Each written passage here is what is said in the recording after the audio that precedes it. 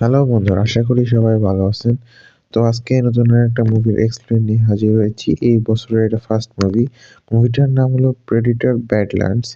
তো আশা করি মুভিটা ভালো লাগবে। তো চলুন শুরু করা যাক আজকের মুভির এক্সপ্লেনেশন। তো মুভির শুরুতে আমরা প্রেডিটরদের গ্রহ দেখতে পাই। সেই গ্রহে আমরা একজনকে দেখতে পাই, এর নাম হলো ড্রেক। তো এই ড্রেককে আমরা একটা গুহার সামনে দেখতে পাই এবং সেই গুহায় সে আসলে একটা শিকারের প্রস্তুতি নিচ্ছে। তো এখানে সে ট্রেনিং করতে এসেছে। ট্রেনিং অপোনেন্ট হলো তার বড় ভাই ড্রেক। ড্রেকের বড় ভাই বেন। তো যাই হোক, তারা দুজনে এখানে ফাইট করতে শুরু করছে। আমরা জানি প্রেডেটরদের বংশের একটাই নিয়ম, তারা সবসময় ফাইট করে মৃত্যু থেকে, জন্ম থেকে মৃত্যু পর্যন্ত। তো এবং প্রেডেটররা এখানে ফাইট করছে কেননা আমাদের এই যে ডেক বাবা জীবন রয়েছে, এই ডেকের প্রেডেটরদের মধ্যে সে দেখতে অনেকটা ছোট এবং তাই সবাই তাকে অনেকটা ভীতু মনে করে, প্লাস তাকে শক্তি কম এরকম মনে করে। তো যাই হোক, এখানে আমরা দেখতে পাই যে তার ২ ভাইয়ের সম্পর্ক অত্যন্ত ভালো। তো যেহেতু সে ডেক বড় হয়েছে, তাই ভাই তাকে দেখাচ্ছে বিভিন্ন গ্রহ এবং সেখান থেকে বলে, "যেহেতু তুমি বড় হয়েছো, তোমাকে এখন যেকোনো একটা পশুকে মেরে হত্যা করে যে সেটাকে প্রমাণ করতে হবে।" তো ছোট ভাই এখানে একটা পশু ক্যালিক্স নামে একটা পশুকে ধরে। তো যাই হোক, ক্যালিক্স এই পৃথিবীর সবথেকে ভয়ঙ্কর বিশ্বের। তো এখানে প্রতি মুহূর্তে তার বাবা এসে হাজির হয়। ড্রেক তার বাবার খুশিতে হাত কেটে বলে, কিন্তু এখানে তার বাবা এসে বলে, "আমি তোমাকে বলেছিলাম যে একে আগেই মেরে ফেলতে। এর জন্য আমার মান-সম্মান ডুবে যাচ্ছে।" তো এখানে তখন তার বাবা একটা মেশিন এসে ডেককে সঙ্গে, সঙ্গে লাগিয়ে দেয়। তার বড় ভাইকে বলে তার ছুরি চালিয়ে তার গলা আলাদা করতে। তো যাই হোক, বড় ভাই এখানে সেই কাজটা করে না। তো বড় ভাই সে না করায় বাবা তখন রেগেমেগে ওর বড় ভাইকে ওর গলায় ১ম এ এক হাত কেটে দেয় এবং তারপরে শেষ পর্যন্ত ওর ছেলেকে, নিজের ছেলেকেই মেরে দেয়। তো প্রেডেটর গ্রহে এটা কেন হয়েছে আল্লাহ মালিকই জানে। তো যাই হোক, এখানে তখন আমাদের সেই ড্রেক বাবার জীবন অত্যন্ত ক্ষেপে যায়। কিন্তু তখন সে আর কোনো উপায় না পেয়ে তাকে তার বড় ভাই বাঁচানোর জন্য তাকে পাঠিয়ে দেয় স্পেসে। সেই গ্রহের উদ্দেশ্যে, ক্যালিক্সকে মারার উদ্দেশ্যে। তো এখানে ক্যালিক্স বিষয়ে একটা কথা বলে দিই। ক্যালিক্স হলো অত্যন্ত ভয়ংকর প্রাণী এবং তাকে কখনো মারা যায় না। এবং তাদের যে বাবা রয়েছে সেও ক্যালিক্সকে ভয় পায়। কেননা তাকে মারলে এটা রিজেনারেট করতে পারে নিজেকে। তো যাই হোক, এখানে আমাদের ড্রেক খুব ভয়ংকরভাবে ক্র্যাশ ল্যান্ড করে ওই গ্রহের উপর এবং এই গ্রহের একটা বিশেষত্ব আছে। এই গ্রহ প্রত্যেকটা পোষ জিনিসই সামনের প্রেডেটরকে মারার চেষ্টা করে। এবং এটা আমাদের এই ডেক বাবা জীবন কিছুক্ষণের মধ্যে বুঝতে পারবে। সে তখন নিজের মজার মধ্যে গ্যাজেটস যেগুলো সে বাঁচিয়ে আনতে পেরেছিল সেগুলো প্র্যাকটিস শুরু করার কথা বলছে। মানে সেগুলো সে ঠিকঠাক করে নিচ্ছে। সেই মুহূর্তে সেখানে অক্টোপাসের টেন্ট্যাকলস এর মতো গাছের এক ধরনের শিকড় তার সঙ্গে খেলাধুলা শুরু করে। খেলাধুলার মাঝে তাকে মারার চেষ্টা করে। তো যাই হোক, এখানে তারা তখন ড্রেক কি করবে বুঝতে পারতেছেন না। সে তার ওই জন্তুটা তার মেক্সিমাম ওয়েপন নিয়ে নেয়। তো এখানে তখন ড্রেক তখন এসেই, মানে ১ম এ এসেই বাঁশ খাওয়া শুরু করে। সে কি করবে সে নিজেও বুঝতেছে না। কিন্তু এখান থেকে উপরে এতগুলো এসে সে কোনো রকমে সেখান থেকে বেঁচে বের হয়ে আসে। তো যাই হোক, এরপরে সে তখন সামনে যেতে থাকে। এখানে একটা পাখি আসতে থাকে এবং এখানে সে যেহেতু আমরা জানি প্রত্যেকটা প্রেডেটর এর কাছে তোমার একটা বিশেষ ধরনের ডিভাইস আছে, যেটা তাদেরকে বলে যে সামনের জিনিসটা বিষাক্ত না ভালো নাকি? যাই হোক, সেটা কোনো কথা না। তো সামনে আমাদের ডেক বাবা যেমন আগাতে থাকে এবং সে দেখতে পায় বিভিন্ন পশুর হাড়-হুড্ডি পড়ে আছে। সেখানে সে একটা অদ্ভুত গাছের সামনে আসে। দেখে এটাকে গাছে বা ফুলের মতো মনে হয়। বাট সেখানে তখন একটা মেয়ে তখন তাকে বলে, "হ্যালো, আপনি এখানে ভুল করে চলে এসেছেন। কিভাবে আসলেন এখানে?" আর ঠিক তখনই সেখান থেকে সেই গাছগুলো আমরা বুঝতে পারি এগুলো গাছ না। এগুলো হলো একটা প্যারালাইসিস করার মতো বিশেষ ধরনের বিষাক্ত কাঁটা। এটার সঙ্গে, সঙ্গে এটা গায়ে ফোটার সঙ্গে, সঙ্গে সে প্যারালাইজড হয়ে যাবে। দর্শক, এখানে এই মেয়েটি তাকে ওয়ার্ন তো করে কিন্তু ততক্ষণে দেরি হয়ে গেছে।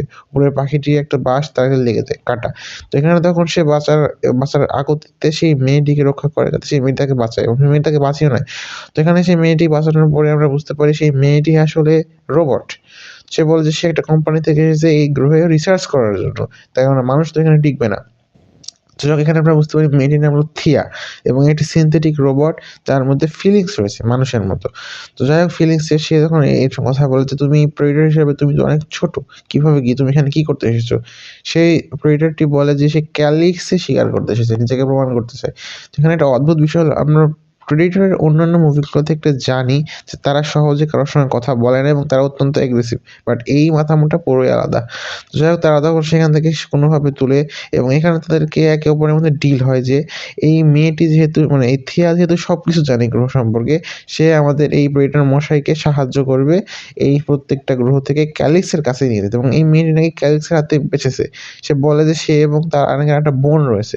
তারা নাকি ক্যালিক্সের হাতে আক্রমণের শিকার হয়েছিল এবং তারা বাঁচতে পেরেছে। যাই হোক তারা তখন এভাবে আগাতে থাকে ক্যালিক্সের খোঁজে, কিন্তু শেষ পর্যন্ত তারা রাতে এসে একটা শেল্টার নেয়, সেখানে তারা একে অপরের সাথে কথা বলে। তো সেখানে আমি বুঝতে পারি যে আমরা দেখতে পাই যে থিয়া অত্যন্ত একজন মিশুক প্রকৃতির রোবট এবং সে সবার সঙ্গে খুব ভালোভাবে কথা বলে এবং সে আমাদের এই রেইনার মশাইয়ের কাছ থেকে তথ্য বের করার চেষ্টা করতেছিল এবং সে তাকে তখন বিভিন্ন ধরনের কথা বলে ইত্যাদি, ইত্যাদি। কিন্তু এদিকে আমাদের হচ্ছে রেইনার মশাই সে কিছুই সে শুধু বলে যে, "আমার জীবন অতটা সহজ নয়, আমাকে যেকোনো এই শিকারটা করতে হবে।" তো এদিকে দেখতে পাই থিয়ার আরেকটা বোন টেসা। তো সেই টেসাকে কোম্পানি ঠিকই ফেরত এনেছে এবং তাকে তখন আবার হচ্ছে রিপ্রোগ্রাম করা হয়। এবার শুধুমাত্র তার মেমোরি থেকে যে তাকে যে বিশেষ ফিলিংস দেওয়া হয়, সেই ফিলিংসটাকে বের করে নেওয়া হয়। সো ফিলিংসটাকে বের করে দেওয়ার পরে তার সঙ্গে কথা বলে হচ্ছে তাদের কোম্পানি থেকে, মানে এখানে বলা হয় যে মাদার। তারা এখানে তাকে মাদার বলে সম্বোধন করে। সে বলে যে, "মিশনের কি খবর?" সে বলে যে, "আমি মিশনে ব্যর্থ হয়েছি।" সে বলে, "যদি আরেকবার মিশনে ব্যর্থ হও তোমাকে সম্পূর্ণভাবে হচ্ছে ডিকমিশন করে দেওয়া হবে।" তো যাই হোক এখান থেকে তারা শেষ পর্যন্ত আমাদের প্রেরিটার মশাইরা একটা বিশেষ জায়গায় এসে পৌঁছে। এখানে ঘাসগুলো হলো পুরো স্টিলের তৈরি। মানে এতটা ধারালো এবং সুচারু যেটা দেখে বিশ্বাস করা যায় না। তো এখানে দেখো আরেকটা বানরের মতো জিনিস এসে পৌঁছায়। তো এর কি এই বানরের সঙ্গে থিয়া ভালোই হাসি মজা করতে থাকে, কিন্তু আমাদের প্রেডিটর সে তাকে বেশি পাত্তা দেয় না। তাই সে তখন তার দিকে দৌড় দেয় মানে ওই এটা পার হওয়ার জন্য। কিন্তু সেখানে সে বুঝতে পারে যে জিনিসটা এতটাই ভয়ংকর সেখানে পার হতে পারবে না। কিন্তু তখনও তাও সে চেষ্টা করতে থাকে। কিন্তু এখানে এই চেষ্টার মধ্যে হচ্ছে উপরে একটা অক্টোপাস এসে পড়ে। তো এই অক্টোপাস টাইপসের এই প্রাণীটা এতটাই ভয়ংকর ছিল যে এই ভয়ংকরের আগে এখানে আরেকটা প্রাণী তাকে আক্রমণ করে, কিন্তু প্রেডিটরের কাছে একটা বিশেষ লেজার গান থাকায় এই ক্ষেত্রে আমাদের রেগবাবুর জীবন বেঁচে যায়। তো এখানে তখন সে অক্টোপাস তাকে ঘিরে ফেলে। তো এখানে তখন হচ্ছে থিয়া বলে, "ভাই কিছু একটা বার কর, ভাই বাঁচা আমাদেরকে।" কিন্তু এখানে তার কিছু করার থাকে না। শেষ মুহূর্তে সেই বানরটি এসে তাকে কোনো রকমে বাঁচিয়ে নেয়। তো এরপরে তখন সেই বানরটিকে আবার আমাদের ড্রেক নিয়ে তখন ২ জনকে নিয়ে এসে উপরে দৌড়াতে শুরু করে কোনোমতে পালানোর জন্য। তো যাই হোক এখানে আমরা বুঝতে পারি বানরটি তার হাত থেকে ছুঁড়ে নিজের দিকে ওই পশুটাকে নিয়ে যেতে থাকে, অক্টোপাস টাইপের প্রাণীটাকে। কিন্তু এখানে আমাদের ড্রেকও চালাক কম না, সেও খুব চালাকি করতে থাকে এবং চালাকি করে, করে কোনোমতে সেই প্রাণীটিকে শেষ পর্যন্ত হত্যা করে। তো এদিকে আমাদের থেসা সেখানে পৌঁছায় প্রেডিটরের যেখানে ক্র্যাশ ল্যান্ডিং করছে পড, এবং সেখানে এসে তাদের উপরেও আক্রমণ করে ওই গাছটি। বাট এক্ষেত্রে তাদের কাছে বিশেষ ওয়েপন থাকায় সে তাদেরকে মেরে দেয় সম্পূর্ণভাবে গাছটিকে। যাই হোক এখানে আমাদের থিয়া, তারপরে আমাদের ড্রেক এবং সেই প্রাণী সবাই ৩ জন একসঙ্গে এসে বলে, "ওয়াও! আমরা ৩ জন ভালো। আমরা সুপার 3 নাকি?" মানে অদ্ভুত, অদ্ভুত নাম বলতে থাকে সেই ৩ জনের জন্য। তো যাই হোক তারা তখন সেখানে এসে চুপচাপ বসে থাকে। আমাদের ডেক বাবা জীবন খুব একটা কথা বলে না। সে তখন চুপচাপ বসে থাকে, শুধুমাত্র নিজের কাজে ব্যস্ত। মানে প্রেডিটরদের যে একটা নির্দিষ্ট বৈশিষ্ট্য, সে একটু হোক সামান্য বৈশিষ্ট্য পালন করতেছে। তো যাই হোক এরপরে আমাদের হচ্ছে প্রেডিটরের সে বলে যে, তোমার জীবন মোটামুটি ভালো। আমার জীবন খুবই খারাপ। আমার ভাই মারা গিয়েছে আমার বাপের হাতে আমার জন্যে। তাই আমাকে নিজেকে এই শিকারের মাধ্যমে যদি আমি নিজেকে প্রমাণ করতে না পারি তাহলে আমি শেষ।" তো এখানে আমাদের কথা বলতে ভুলে গেছিলাম। এখানে হচ্ছে ডেকের ভাই তাকে একটা ক্যানন দিয়েছিল। কিন্তু দুর্ভাগ্যের কথা সেই ক্যাননটি কোথাও হারিয়ে গেছে, সে খুঁজে পায়নি। তো যাই হোক সে ক্যানন-ট্যানন কিছুই না পেয়ে শুধুমাত্র একটা হচ্ছে হাতিয়ার নিয়ে চলে এসেছে ছুরির মতো, এটা ছাড়া তার কাছে কিছুই নাই। কিন্তু এখানে আমরা বুঝতে পারি যে এই বানরটিও তাকে ফলো করতেছে। মানে বানরটি তার মতো হুবহু কপি করার চেষ্টা করতেছে। যাই হোক এখানে আমাদের টেসা সে ঠিকই প্রেডিটরের সেই স্পেস ক্রাফটে এসে পৌঁছেছে এবং সেখানে সে খোঁজার চেষ্টা করে এবং খুঁজতে, খুঁজতে সে প্রেডিটরদের সেই ভয়ংকর সব অস্ত্রের একটা অংশের হাত সেখানে পড়ে যায় এবং এরপরে কি হবে সেটা আমরা পরে বুঝতে পারি, কারণ ইভিল স্মাইল দিচ্ছিল টেসা। যা তার যেহেতু ফিলিংস গুলোকে বের করে নেওয়া হয়েছে তাই সে এখন আর আগের মতো চিন্তা করে না। যেটা সে আমাদের থিয়া করে, টেসা সেটা করে না। যাই হোক তো এখানে থিয়া তো সে বিষয়ে জানে না। সে নিজের বোনের কাছে যাওয়ার জন্য খুবই উদগ্রীব। সে বলছে, "আমি আমার বোনের কাছে ফেরত যাবো। ও কি বেঁচে আছে নাকি আমি জানি না, বাট আমার মনে হয় ও বেঁচে আছে।" যাই হোক তারা তখন হচ্ছে পাহাড়, সমুদ্র, পানি পার হতে, হতে তারা গ্রহের মধ্যে দিয়ে যেতে থাকে সেই প্রাণীকে যাকে শিকার করতে চায়। তো এখানে আমাদের হচ্ছে প্রেডিটর মশাই সে দেখায় যে সে অনেক বেশি কিউরিয়াস এবং আসলেই সে প্রেডিটর কম মানুষের মতো আচরণ বেশি করতেছে। তো যাই হোক এখানে সে বলে যে এখানে দেখা যায় প্রেডিটর সেই বানরটিকে থুয়ে এসেছে। তো এটা আমাদের টেসা এই বিষয়ে কোনোভাবে খুশি নয়। টেসা বলে যে, "সেই বানরটির জন্য আমরা বেঁচে আছি। তুমি তাকে কেমনে রেখে আসতে পারলে?" ইত্যাদি, ইত্যাদি। প্রেডিটর এ বিষয়ে খুব একটা মাথা ঘামায় না। তো যাই হোক তারা তখন সেখান থেকে সেই ক্র্যাশ সাইটে এসে পৌঁছায়। তো এখানে আমরা বুঝতে পারি যে আসলে সেই কোম্পানি মানে পৃথিবীর সেই কোম্পানিটি সে এখানে অনেক রোবটকে পাঠিয়েছে সেই বিশেষ প্রাণীটিকে ধরার জন্য। বাট আসলে কেউই পারেনি। তো যাই হোক এরপরে আমাদের হচ্ছে টিসা সে তখন একটা কারের মধ্যে এসে পৌঁছায়। তার সেই গাড়ি সেখানে তাদেরকে ঠিক করার মতো সিনথেটিক কোড রয়েছে। সেখানে তার নিচের অংশটাও তারা পেয়ে যায়। তো সেই নিচের অংশটাকে সে তখন কাজে লাগানোর কাজে শুরু করে। বাট তখনই সেখানে আমাদের থিয়া বলে, "তোমাকে এখান থেকে যে হোক বের হতে হবে। কেননা আমি আমার কোম্পানিকে বলে দিয়েছি তারা এখানে যেকোনো সময় চলে আসবে।"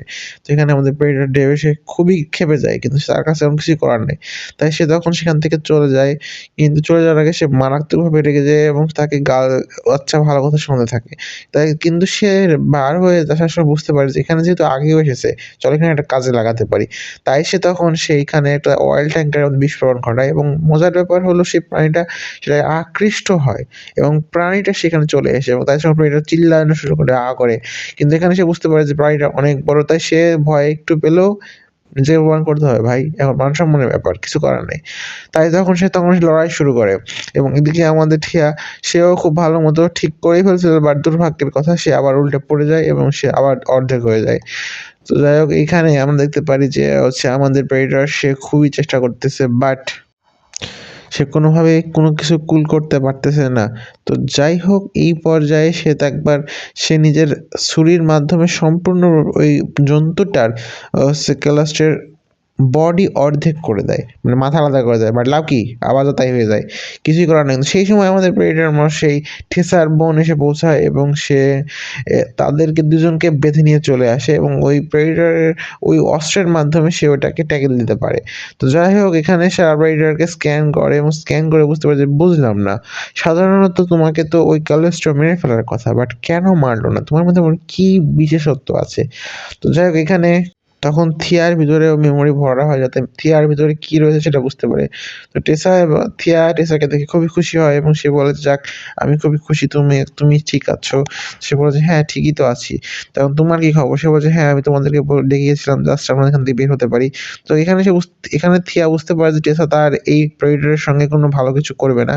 তো যাই হোক তারা তাকে হয় এক্সপেরিমেন্ট করবে তার সম্পূর্ণ শরীর কেটে ছিঁড়ে। তো এখানে তখন থিয়া বলে যে, "দেখো আমাদের তো এর বিষয়ে কোনো কিছু করার দরকার নেই। আমরা একে ছেড়ে দিতে পারি। কারণ আমাদের যা দরকার সেটা তো আমরা পেয়ে গেছি।" তো সে বলে, "না, আমাদেরকে এক্সট্রা জিনিসটারও প্রয়োজন আছে। কেননা আমরা এটাকে পেয়েছি। এর টেকনোলজিকেও আমরা স্টাডি করতে পারি যেটা আমাদের অনেক হেল্প করতে পারে ইন্টারস্টেলার বিষয়ে।" তো এখানে সে বলে যে, "হ্যাঁ, সেটা হতে পারে। কিন্তু সেখানে আমাদেরকে" সে মানে কথাটা ঘোরানোর চেষ্টা করছে থিয়া। বাট টেসা বলে যে, "না, আমি এটা করব কেননা আমি এটা চাই। আর তোমার জন্য আমি অনেক বড় বাঁশ খেয়েছি। যেমন এর ভাই হয়েছে। তো এর জন্যে নিজের ভাই নিজের প্রাণ দিয়েছে। কিন্তু আমি তোমার জন্য এটা করতে পারব না।" সে বুঝতে পারে যে থিয়া বুঝতে পারে যে টেসার কাছে যখনই ফিলিংসটা চলে গেছে, তার কাছে আর কোনো অপশন নাই। তো এরপরে তারা একটা অস্ত্র বের করে হচ্ছে প্রেডিটর। কিন্তু সেখানে থিয়া বলে, "দেখো এই অস্ত্রটা তুমি বের করো না।" কিন্তু সে তখন ফুলায় ফাসলায় অস্ত্র ইউজ করে প্রেডিটরকে সেখান থেকে ভাগিয়ে দেয়। তো এদিকে থিয়া তখন তাকে ডিঅ্যাক্টিভেট করে দেওয়া হয় এবং এদিকে আমাদের প্রেডিটর মশাই সে তখন সেখানে আবার খোঁজা শুরু করে মানে কিভাবে স্ট্রাইক ব্যাক করা যায়। তাই এটা তো আমরা জানি প্রেডিটররা সহজে হার ছাড়ে না। তারা সবসময় চেষ্টা করতে থাকে যতক্ষণ না শেষ পর্যন্ত সফল হয়। তো যাই হোক এখানে আমাদের প্রেডিটর মশাই তার স্পেসশিপে এসে পৌঁছায় এবং সে তখন নিজের ভাইয়ের কথা মনে করে এবং নিজের ব্যর্থতার কথা মনে করে। সে বলে কিছু করার নেই। তাকে হয় লড়বো নাহলে মরবো। যাই হোক এরপরে সে তখন সেখানে আমরা জানি প্রেডিটররা খুব ভালো রকমের শিকারী। তারা যেকোনো কিছু থেকে অস্ত্র বানাতে পারে। তারা তখন প্রেডিটর একটা হেলমেট পায়। সে হেলমেট নেয় এবং সেখান থেকে যা রয়েছে সেগুলোর মধ্যে থেকে তারা সেখান থেকে অস্ত্র বানানো স্টার্ট করে। যেমন সেই গাছ, সেই কাঁটা, তারপরে হলো সেখানে এক ধরনের প্রাণী ছিল। সেই প্রাণীদের যেকোনো কিছু। সে সবকিছুকে ইউজ করতে থাকে যাতে কোনোভাবে অস্ত্র বানাতে পারে। এবং এখানে সেই বানরটি তার কাছে এসে পৌঁছায়। তো তখন বানর আর সে সবাই মিলে হামলার প্রস্তুতি নিতে শুরু করে।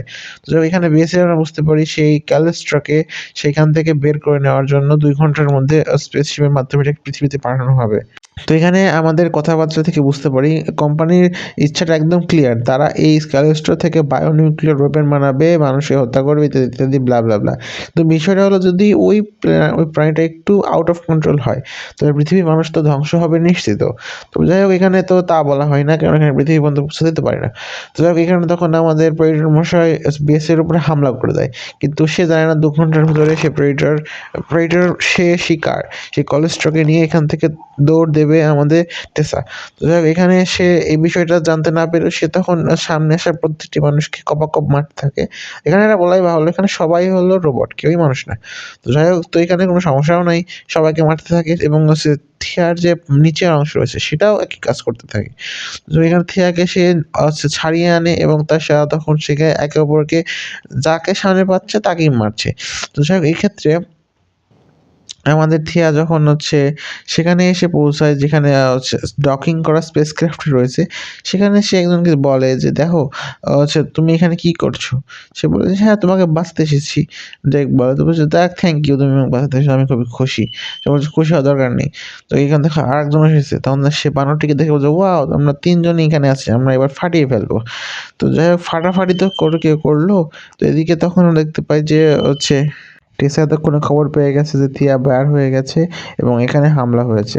তো যাই হোক তারা হামলার জন্য হচ্ছে মানে কাউন্টার স্ট্রাইক করার জন্য প্রস্তুতি নেয়। কিন্তু এখানে তো তারা বুঝতে পারে না। তাদের কাছে হচ্ছে প্রেডিটর তাদের প্রতিপক্ষ। আর এদিকে তারা তো জাস্ট একটা রোবট, সিনথেটিক রোবট। মানুষরাই পারেনি, রোবট। তো যাই হোক এখানে সে তখন সম্পূর্ণ উড়িয়ে দেয় এবং সেই যেই হচ্ছে কাঁটাগুলোর মাধ্যমে সবাইকে ঘায়েল করে দেয়। এবং এখানে আমরা বুঝতে পারি সেই ক্যানেনটা আসলে হারিয়ে যায়নি। এটা আমাদের টেসার হাতে পৌঁছে গেছে এবং খেলা হয়েছে। তো এখানে বুঝতে পারি যে আমাদের হচ্ছে প্রেডেটর যে প্রাণীটাকে ইউজ করতেছিল ক্যানেন হিসেবে সেই প্রাণীটা নিজের প্রাণ দিয়ে তাদের মালিককে রক্ষা করে গেছে। তো বাহ! সাবাস এরকম দেখা যায় না। তো যাই হোক এরপরে তারা হচ্ছে আমাদের হচ্ছে থিয়া সেখানে এসে পৌঁছায় এবং সে তখন সে রোবটের সঙ্গে উদ্ভট কথা বলে রোবটটাকে বোকা বানানোর চেষ্টা করে বা শেষ পর্যন্ত রোবটটাকে সে মেরেই ফেলে। তো এখানে তেসা তো তখন প্রেডেটরের সঙ্গে ভালো মতো লড়াই করতেছে। কেননা সে ইউজ করতেছে একটা এক্সকাভেটর টাইপসের রোবট এক্সকাভেটর যেটা ভার তোলার কাজে ব্যবহার করা হয়। তো যাই হোক এখানে যখনই সঙ্গে কলেস্ট্রকে বের করে দেওয়া হয়, কলেস্ট্র এসে ঝাঁপিয়ে পড়ে রোবটের উপরে এবং সে তাকে তখন ইচ্ছেমতো বাড়াতে থাকে যাতে কোনোমতে সেটাকে মারতে পারে। বাট এখানে আমাদের হচ্ছে থেসা সে ভালোমতো বাটপারি করে এবং বাটপারি করে সে হচ্ছে সেখানে একটা গ্লাস শিল্ড ইউজ করে যাতে তাকে রক্ষা করা যায়।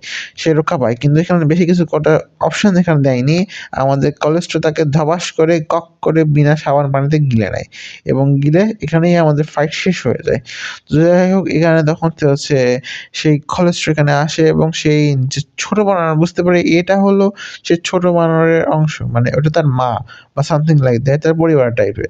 এবং এখানে আমরা বুঝতে পারি যে সেই প্রেডেটরকে কেন সেই প্রাণীটি ১ম এ হত্যা করেনি। কারণ এটা তার গন্ধ তার সঙ্গে লেগেছিল। বাট তখনই একটা বিস্ফোরণ হয় এবং বিস্ফোরণে পুরো কলেস্ট্রা প্রাণীটাই মারা পড়ে। এখানে আমরা বুঝতে পারি যে আমাদের টিসাও সেই ভিতরে সে তার কাছে বিশেষ অস্ত্র ছিল প্রেডেটরের। সেই অস্ত্র ইউজ করে সে কোনরকমে বেঁচে বের হতে পেরেছে। এবং সে তখন ক্যানন তার বোনের দিকে ফায়ার করার জন্য রেডি হয়। বাট তখনই আমাদের প্রেডেটর তাকে মেরে দেয়। তো এরই সঙ্গে হচ্ছে চেসার কাহিনী সম্পূর্ণ শেষ এবং থিয়া তখন শেষ পর্যন্ত অবাক হয়ে যায়। বাট তার কাছে কিছু আর করার নেই।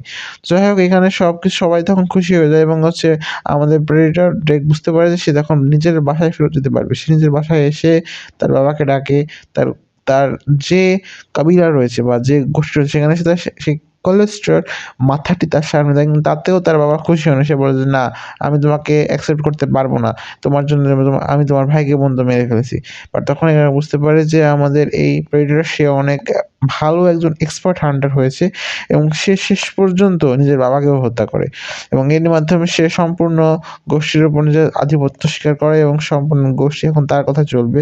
তো এখানে সে শেষ পর্যন্ত হচ্ছে নিজের বাবাকে বোকা বানাতে পেরে হত্যাও তো করে ফেলে এবং খুব সহজে এবং তার বাবা এখানে তার কাছে হার মানতে বাধ্য হয়। তো যাই হোক এখানে হচ্ছে সেই প্রাণীটা সেই কলেস্ট্রর যে ছোট আত্মীয়রা রয়েছে সে ওখানে এসে পৌঁছায়। এখানে থিয়া এখানে এসে পৌঁছায়। তারা সবাই মিলে তাদের ফ্রেন্ডকে অর্থাৎ আমাদের পরিটর মশাইকে থ্যাংকস জানাতে এসেছিল। যাই হোক এরই মাধ্যমে মুভিটি এখানেই সমাপ্ত হয়। আশা করি মুভিটি ভালো লেগেছে। আল্লাহ হাফেজ।